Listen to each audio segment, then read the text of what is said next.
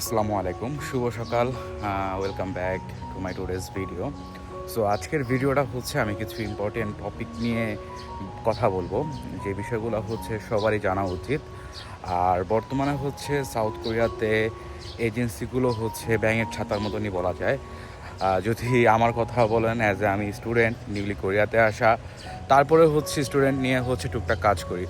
So আমার মতন অনেকেই আছে এবং অনেক এজেন্সি আছে যারা হচ্ছে সাউথ কোরিয়া নিয়ে এর আগে কখনো কোনো কাজ করেনি, বাট বর্তমানে হচ্ছে সাউথ কোরিয়াতে ভিসার ইস্যু ভালো থাকার কারণে তারা হচ্ছে সাউথ কোরিয়া নিয়ে কাজ করা ট্রাই করতেছে। যার কারণে হচ্ছে কি, তারা আসলে কোরিয়ার সম্পর্কে কোনো কিছুই জানে না এবং তারা হচ্ছে কোরিয়াতে কখনো আসেও নি। আমি এমনটা বলছি না যে কোরিয়াতে আসতে হলেই তাদেরকে এজেন্সি নিয়ে কাজ করতে হবে, বিষয়টা এরকম না। বিষয়টা হচ্ছে যে তারা হচ্ছে প্রথমত কোরিয়ার সময় কোনো নলেজ নেই, কোন ইউনিভার্সিটিতে কীরকম কী ফ্যাসিলিটিস। তারা হচ্ছে মূলত বিটুবি কাজগুলো করে। আর বিটুবি কাজগুলো হচ্ছে কি, ধরেন তারা হচ্ছে স্টুডেন্টকে নর্মালি স্টুডেন্টগুলো নিয়ে থাকে এবং পরবর্তীতে হচ্ছে তারা যে সকল এজেন্সিগুলো কোরিয়া থেকে ডাইরেক্টলি কাজ করে তাদের সাথে যোগাযোগ করে বিটুবিতে ফাইলগুলো দিয়ে থাকে।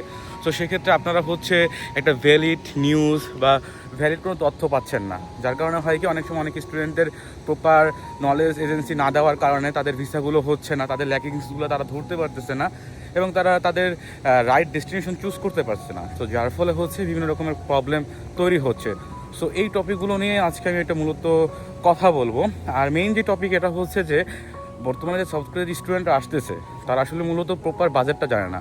বিকজ এক একটা এজেন্সি হচ্ছে এক এক রকমের বাজেট তাদেরকে বলছে এবং তারা হচ্ছে কন্ট্রাক্ট স্টুডেন্টকে নিচ্ছে যে আপনার ভিসা হয়ে গেলে আমরা ভিসা করে দিব, 10 থেকে 12 লাখ টাকা আপনি আমাকে দিবেন ভিসা হওয়ার পরে, আপনার এর আগে কোনো খরচ নাই। কিন্তু আসলে কি এত টাকা কি প্রয়োজন এটা কোরিয়াতে আসার জন্য? বা প্রপার কত টাকা হচ্ছে বাজেট রাখলে একটা স্টুডেন্ট হচ্ছে ইজিলি কোরিয়াতে আসতে পারবে? সো এই টপিকগুলো নিয়ে হচ্ছে আমি আপনাদের সাথে ডিটেলসে শেয়ার করব।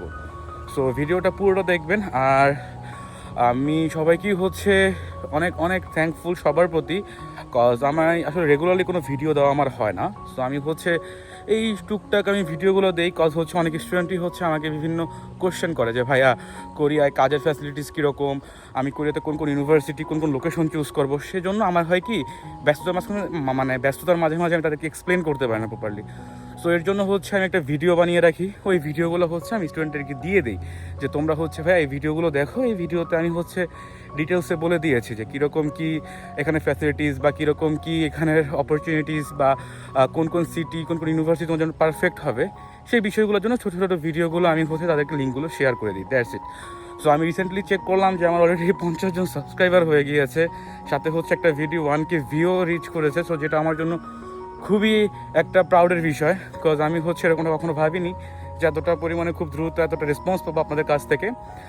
এই জন্য অবশ্যই আমি আবার জানাচ্ছি সবাইকে থ্যাংক ইউ আমাকে এভাবে সবাই সাথে থাকার জন্য। আর আমি আপনাদেরকে একটু ডিটেলসটা শেয়ার করবো যে কীভাবে কি কোরিয়াতে আসতে কীরকম কী খরচটা হয়। এখন হচ্ছে যে কোরিয়াতে আসতে হলে আপনাদের কীরকম কী খরচটা হবে আর কি। সো প্রথমত তো হচ্ছে আপনাদের একটা রাইট ডেস্টিনেশন চুজ করতে হবে যে আপনি কোরিয়াতে কোন ইউনিভার্সিটি চুজ করবেন।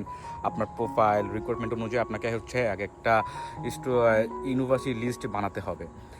তারপর হচ্ছে এই ইউনিভার্সিটির আন্ডারে কোন কোন এজেন্সি ডাইরেক্টলি কাজ করতেছে সেই সকল এজেন্সির সাথে আপনার যোগাযোগ করতে হবে, কিংবা লিস্ট করে আপনি 1 সপ্তাহ সময় নিলেন, তাদের সাথে সবার সাথে যোগাযোগ করলেন, যোগাযোগ করে দেন আপনি হচ্ছে সেই এজেন্সির কাছে যাবেন। সো এইভাবে হচ্ছে আপনারা প্রপারলি হচ্ছে অ্যাপ্লাই করবেন। সো অ্যাপ্লাই করাটা আমার মনে হয় না একটা এজেন্সির কাছে গেলে তারা হচ্ছে আপনাদেরকে ওই প্রপার একটা গাইডলাইন দিয়ে দিবে।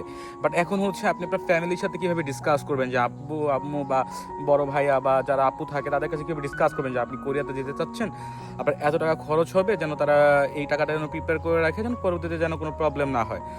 সো এই জিনিসটা করার জন্য আমি আপনাদেরকে আজকে এই ভিডিওটাতে ডিটেলসই শেয়ার করবো। সো প্রথমত হচ্ছে আপনার ফাইল ওপেনিং চার্জ।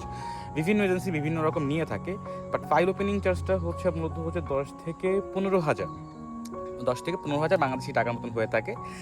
এক একটা এজেন্সি ধরেন 10,000 টাকাও নেয়, কেউ 15,000 টাকাই নেয়, বাট 10,000 টাকাটা নেওয়া হচ্ছে রিজনেবল, বিকজ তারা হচ্ছে একটা স্টুডেন্টের সময় কি কাউন্সিলিং করবে, তারপরে হচ্ছে এখানে হচ্ছে অ্যাপ্লিকেশন করবে, তারপরে হচ্ছে ফাইলগুলো ডিএচএল করবে কোরিয়াতে। সো কিছুটা খরচ থাকে আর কি সেক্ষেত্রে। সো প্রথমত 15,000 টাকা হচ্ছে অ্যাপ্লিকেশন ফি ধরেন।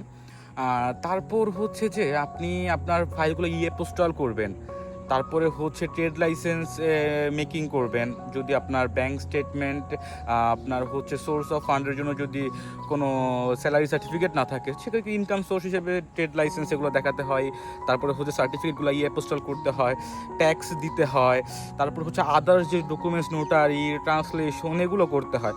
তো সব কিছু মিলে আপনি যদি একটা অর্থ বছরের যদি হচ্ছে আপনি ট্যাক্স দেন, তাহলে হচ্ছে 4 থেকে 5 হাজার টাকার মতন দিলেই হয়ে যায়। তো 2টা অর্থ বছরের জন্য হলে আপনার মনে করেন 9 থেকে 10 হাজার টাকা। পোস্টাল, ট্যাক্স, টিন সব কিছু মেকিং করতে মনে করেন আপনার 15 থেকে 20 হাজার টাকা খরচ হলো। এগুলো হচ্ছে ডকুমেন্টস মেকিংয়ের ক্ষেত্রে। সো ওইখানে হলো 15,000, এখানে ধরেন আপনার 15,000, ধরেন 30,000 টাকার মতন হয়ে গেল। সো আপনি যে হচ্ছে এখন ইন্টারভিউ দিলেন, অফারটা আসলে, এখন তো আপনাকে টিউশন ফি দিতে হবে। তো টিউশন ফি কোরিয়াতে মূলত হয় হচ্ছে আপনার 2,80,000 থেকে 3,00,000, 3,20,000 এরকমের হয়ে থাকে। সো এটা হচ্ছে একদম প্রপার যে হচ্ছে আপনার কি বলে টিউশন ফি, আমি সেটা বলছি। এখানে হচ্ছে আপনার কি বলে স্কলারশিপ থাকতে পারে। আবার যারা ইএপি, তাদের তো কোনো স্কলারশিপ নেই, তাদের কিন্তু ফুল অ্যামাউন্টটা দিতে হবে। যার যেরকম স্কলারশিপ আছে সেই স্কলারশিপ হিসেবে ধরতে হবে। বাট আপনি অ্যাপ্রক্সিমেটলি 3,00,000, মানে 3,00,000 বাংলাদেশি টাকা ধরে রাখেন।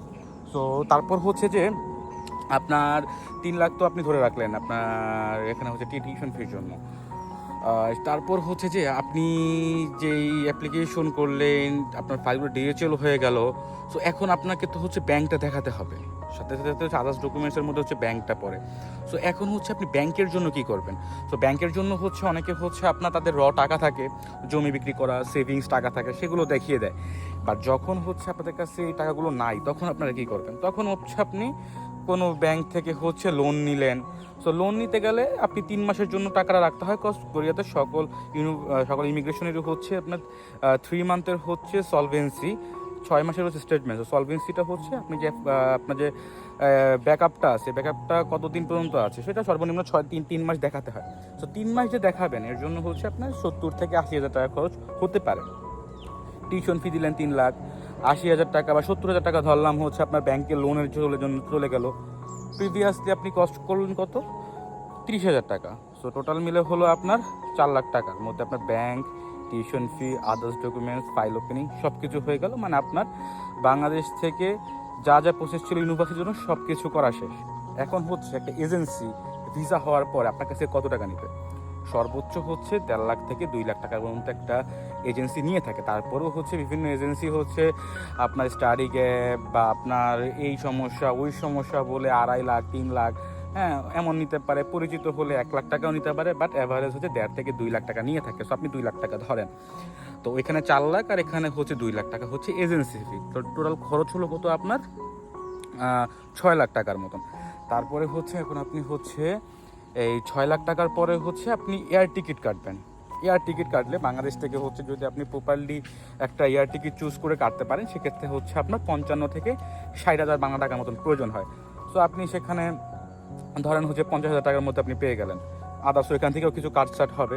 সো 50,000 টাকা দেন। তো ওখানে হচ্ছে 6 লাখ আর এখানে এয়ার টিকিটের জন্য কাটলেন হচ্ছে আপনি 50,000 টাকা। তাহলে হচ্ছে 6.5 লাখ টাকা হচ্ছে আপনার এখানে হয়ে গেল। তারপরে হচ্ছে শপিং করবেন। আপনি কিছু উইন্টার ড্রেস নেবেন, আপনি কিছু হচ্ছে মশলাস নেবেন, তারপরে হচ্ছে আদার্স অনেক কিছু নিতে হয়। তো সব কিছু মিলে একজন ছেলে মেয়ের অ্যাভারেজ আমি ধরলাম হচ্ছে 50,000 টাকা শপিং। তাহলে হচ্ছে আপনার 7 লাখ টাকার মধ্যে আপনার ওভার সব কিছু খরচ কিন্তু হয়ে গেল। এখানে আপনার কমতে পারে কিন্তু আশা করি বাড়বে না, অবশ্যই কমবে। সো 7 লাখ টাকার মধ্যে আপনার কোরিয়ার আসা পর্যন্ত জার্নি হয়ে গেল। এখন আপনি এসে কি কাজ পাবেন বা আপনি আর কি কেউ কি সাপোর্ট দিবে এখানে, এমন তো কেউ নাই। তো সেজন্য করতে হবে কি, আপনাকে ব্যাকআপ নিয়ে আসতে হবে। কোরিয়াতে হচ্ছে প্রতি মান্থ একটা স্টুডেন্টের লিভিং কস্ট হচ্ছে 40 থেকে 50,000 টাকা। যদি তার কাছে যদি 50,000 টাকা থাকে, সে যদি একটা নিউলি স্টুডেন্ট হয়, তার জন্য এখানে সার্ভাইভ করা খুবই পারফেক্ট। কজ আমরা এখন হচ্ছে বর্তমানে কোরিয়াতে হচ্ছে অনেকদিন যাবত আছি, আমরা ম্যানেজ করতে পারবো না।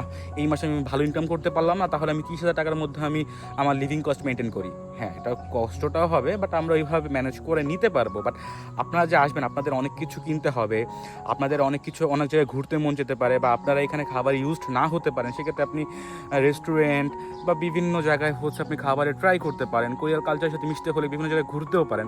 তো সেক্ষেত্রে আপনি 50,000 টাকা যদি আপনার প্রতি মাসে থাকে তাহলে হচ্ছে আপনি প্রথমত সার্ভাইভটা করতে পারবেন।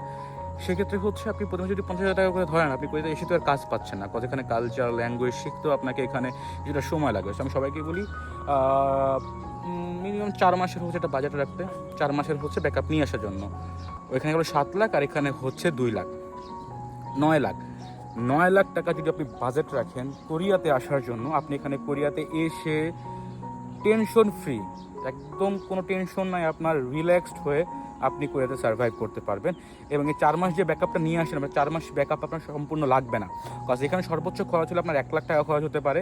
কজ আপনি এই যে আসছেন, আসার পরে আপনি দেখবেন কি আপনার পাশের যারা রুমমেট আছে কিংবা হচ্ছে যারা হচ্ছে সিনিয়র ইউনিভার্সিটির ভাই ব্রাদার আছে, তারা দেখবেন কি কাজ করতেছে, তো তাদের সাথে যখন কমিউনিকেশন করবেন তারাই হচ্ছে বলবে ঠিক আছে চল তাহলে আমার সাথে একদিন কাজে যা বা 2 দিন কাজে যা। কোরিয়াতে কিন্তু একদিন যদি ফুল টাইম কাজ করেন তাহলে কিন্তু আমি আগের ভিডিওতে বলেছি যে আপনি কিন্তু সর্বনিম্ন 1 লাখ ওন পাবেন। 1 লাখ ওন আপনার যদি বাসা ভাড়া হয়, যদি মনে করেন 2 থেকে 2.5 লাখ ওন, ওইখানে ধরেন গ্যাস বিল কারেন্ট বিল নিয়ে 3 লাখ ওন ধরলাম, আর আপনার খাওয়ার করো সব কিছু মিলিয়ে মনে করলাম যে 2 লাখ ওন গেল। সো আপনার 5 লাখ ওন যদি মাসে থাকে তাহলে আপনি এখানে ইজিলি সার্ভাইভ করতে পারবেন কোরিয়াতে। সো আপনি যদি 5 দিন কাজ করেন ফুল টাইম তাহলে কিন্তু আপনি কিন্তু 5 লাখ ওন চলে আসছে, তার মানে কি আপনি এখানে সার্ভাইভ করতে পারবেন। সো প্রথম মাস আপনার এমনি গেল, সেকেন্ড মাসে আপনি অলরেডি যে 5 লাখ ওন 5 দিন কাজ করে ম্যানেজ করতে পারলেন। সো ওইখান থেকে কিন্তু আবার আপনার কাছে কিন্তু 1 লাখ ওন কিন্তু সেভ হয়ে গেল, যে আপনি যেটা নিয়ে আসছিলেন প্যাকেজে 1 লাখ ওন কিন্তু লাগলো না। পরবর্তীতে টিউশন ফিতে অ্যাড করলে কিন্তু এটার জন্য কিন্তু আপনার হেল্পফুল হবে। সো কোরিয়াতে আসতে হলে মাস্ট আপনাকে হচ্ছে 9 লাখ ওনের একটা বাজেট রাখতে হবে, তাহলে আপনি হচ্ছে ইজিলি সার্ভাইভ করতে পারবেন। এখন দেখা গেল যে ভাইয়া আমার কাছে তো এরকম আর্থিক সুযোগ নাই বা সুবিধা নাই, আমি তাহলে কোরিয়াতে কীভাবে আসবো, আমি তো সর্বোচ্চ 6 থেকে 7 লাখ হচ্ছে ব্যাচেলরের জন্য খরচ করতে পারবো। তখন আপনি করবেন কি, আপনাকে আইএলটিএস একটা ভালো স্কোর রাখতে হবে, অবশ্যই আপনাকে স্টাডি গ্যাপ না রাখতে হবে। তখন দেখা যাবে কি আপনি একটা হচ্ছে ভালো একটা স্ট্রং হচ্ছে একটা স্কলারশিপ পাবেন। তখন দেখা যাবে কি যেখানে আপনি 3 লাখ টাকা টিউশন ফি দিলেন, ওইখানে আপনি 1.5 থেকে 2 লাখ টাকার টিউশন ফি দিলেই হয়ে যাবে। ওইখানে আপনার হচ্ছে কিছু চার্জ কমে যাবে, তারপরে হচ্ছে আপনি ব্যাকআপটা কিছু কমায় আনলেন। তো তখন দেখা যাবে কি আপনি আবার 6 থেকে 7 লাখের মতো বাজেট রাখলে হচ্ছে আপনি আবার কোরিয়াতে ইজিলি সার্ভাইভ করতে পারবেন। সো যারা হচ্ছে ইএপি প্রোগ্রামে আসবেন, যারা হচ্ছে একদম প্রপার হচ্ছে একটা বাজেট রাখবেন যেন আপনাদের যেন কোনো প্রবলেম ফেস করতে না হয়, সেক্ষেত্রে আমি সবাইকে বলতেছি যে সর্বনিম্ন হচ্ছে 9 লাখ টাকার একটা যদি বাজেট রাখতে পারেন, টোটাল অ্যারাউন্ড একটা 9 লাখ টাকার বাজেট রাখতে পারেন, সেক্ষেত্রে আপনি কোরিয়াতে হচ্ছে ইজিলি সার্ভাইভ করতে পারবেন। আবার অনেক সময় দেখা যায় কি বিভিন্ন ইউনিভার্সিটিগুলো করে কি ইএপি প্রোগ্রাম স্টুডেন্টদের ক্ষেত্রে, কারণ অনেক সময় হয় কি ইএপি স্টুডেন্টগুলো হচ্ছে 3 মাস পর বা 3 মাসের ইএপি থাকলে 6 মাসের ইএপি থাকলে ওরা হচ্ছে ইউনিভার্সিটি চেঞ্জ করে ফেলে, মানে এই ইউনিভার্সিটিতে থাকতে চায় না। দেখা গেল যে তারা ইজিলি ভিসার জন্য একটা রুরাল সাইডের একটা ইউনিভার্সিটিতে আসলো বা র্যাঙ্কিং ডাউন একটা ইউনিভার্সিটিতে আসলো, বা তাদের আইএস স্কোর হচ্ছে 6.5 6। সো তারা কিন্তু আদার্স ইউনিভার্সিটিতে কিন্তু ইজিলি মানে অ্যাডমিশন নিতে পারে। সো তখন করে কি তারা ইউনিভার্সিটি চেঞ্জ করে ফেলে। সো এই স্টুডেন্টগুলোকে আটকে রাখার জন্য ইউনিভার্সিটি করে কি তাদের কাছ থেকে হচ্ছে 1 বছরের টিউশন ফি নেয়, ইএপি টিউশন ফি নেয়, সাথে হচ্ছে আবার ব্যাচেলর টিউশন ফি নেয়। তখন কিন্তু আবার আপনার সাথে আরও যদি 2 লাখ টাকা যদি অ্যাড করতে পারেন তাহলে কিন্তু পারফেক্ট, মানে হচ্ছে 9 থেকে 10 লাখ টাকা যদি বাজেট থাকে আপনি কোরিয়াতে ইজিলি এসে ইজিলি সার্ভাইভ করতে পারবেন, কোনো রকম কোনো প্রবলেম ইনশাল্লাহ হবে না, যদি আপনি নিজেকে এভাবে প্রিপেয়ার করে রাখতে পারেন। কারণ এখানে এসে যদি আপনি মনে করেন যে ভাই আমি তো এগ্রিকালচারে কাজ করব না, আমি তো ধান লাগাইতে পারবো না, আমি তো থালাবাটি ধুইতে পারবো না, আমি তো ফ্যাক্টরি কাজ করতে পারবো না, এগুলো করা যাবে না। কোরিয়াতে আসতে হলে আপনাকে মাথায় এমনটা সেট রাখতে হবে, আপনাকে এখানে নিজেকে বিলাই দিতে হবে, যে কাজই হোক না কেন। কারণ কোরিয়ায় যদি আপনি কাজ যদি বেছে করেন তাহলে কোরিয়াতে আপনি কখনো কাজ করতে পারবেন না, কিংবা হচ্ছে প্রপার কোনো সার্ভাইভ করতে পারবেন না। তো সেক্ষেত্রে আমি অবশ্যই আপনাদেরকে বলবো আপনার ফ্যামিলির সাথে বসে কমিউনিকেশন করবেন যে আপনার এরকম একটা বাজেট হতে পারে, তারপর হচ্ছে তাদের সাথে এভাবে কথা বলে আপনি হচ্ছে কোরিয়া আসার জন্য হচ্ছে প্রিপারেশনটা নেবেন। কজ দেখা যায় কি ফ্যামিলির কাছে হচ্ছে ওরকম একটা বাজেট থাকেও না, কজ আমরা সবাই মিডল ক্লাস ফ্যামিলির। সো আমাদের ফ্যামিলিতে কনভিন্স করে অ্যাব্রোডে আসাটাও খুবই টাফ থাকে। এমন অনেক স্টুডেন্ট আছে যারা হচ্ছে কাজ করে নিজের টাকা ম্যানেজ করে ফ্যামিলিকে সাথে হেল্প করে তারপরে তারা কোরিয়াতে আসতেছে, বা ম্যাক্সিমাম ফ্যামিলি হচ্ছে জায়গা জমি সেল করে হচ্ছে স্টুডেন্টদেরকে হচ্ছে বা তাদের সন্তানদেরকে হচ্ছে বিভিন্ন কান্ট্রিতে শিফট করায়। সো প্রপার যদি বাজেটটা যদি না জানা থাকে, দেখা গেল যে আপনি সবার কাছে শুনতেছেন, আপনার এজেন্সি আপনাকে বলে দিল আরে টেনশন নিয়েন না 6 লাখ টাকা হইলেই কোরিয়াতে আসা যায়। সো সেই কথা অনুযায়ী আপনি হচ্ছে সকল প্রসেসিং করলেন, যখন ভিসা হইলো তখন যে দেখলেন আপনার আরও হচ্ছে 3 থেকে 4 লাখ টাকা লাগবে বা 2 লাখ টাকা লাগলো, তখন একটা ফ্যামিলির কাছে 2 লাখ টাকা বাংলাদেশের একটা ফ্যামিলির কাছে ম্যানেজ করা কিন্তু আসলেই কিছুটা টাফ। কজ তখন কিন্তু কারো কাছে হুট করে কিন্তু ধার চাওয়া যাবে না, বা হুট করে কিন্তু জমি সেল করা যাবে না, হুট করে কিন্তু লোন নেওয়া যাবে না, প্রপার রিজন থাকতে হবে। তো এজন্যই বলতেছি যে এইরকম একটা মাইন্ডসেট সেট রাখেন যে 9 লাখ টাকা আমার বাজেট লাগবে, ইনশাল্লাহ আমি আপনাদেরকে বলতে পারি যে আপনারা ইজিলি হচ্ছে এখানে সার্ভাইভ করতে পারবেন। আর যদি কোনো তথ্য জানার হয় সেক্ষেত্রে অবশ্যই আমাকে কমেন্ট সেকশনে কমেন্ট করবেন, আমি ইনশাল্লাহ সবাইকে রিপ্লাই দেওয়ার ট্রাই করবো। আর আমার হোয়াটসঅ্যাপ নাম্বারটা দেওয়া থাকবে, এনি টাইম এনি ইস্যু হলে আমাকে ফুল ফ্রি হচ্ছে হোয়াটসঅ্যাপে মেসেজ দিতে পারবেন, আমি ইনশাল্লাহ হেল্প করার ট্রাই করবো। আর ইম্পর্টেন্ট যে ভিডিওগুলো আমি আগামীতে পোস্ট করবো এগুলো পাওয়ার জন্য অবশ্যই আমার চ্যানেলটা সাবস্ক্রাইব করবেন। সো ভালো থাকবেন, আসার জন্য এতটুকুই। আসসালামু আলাইকুম।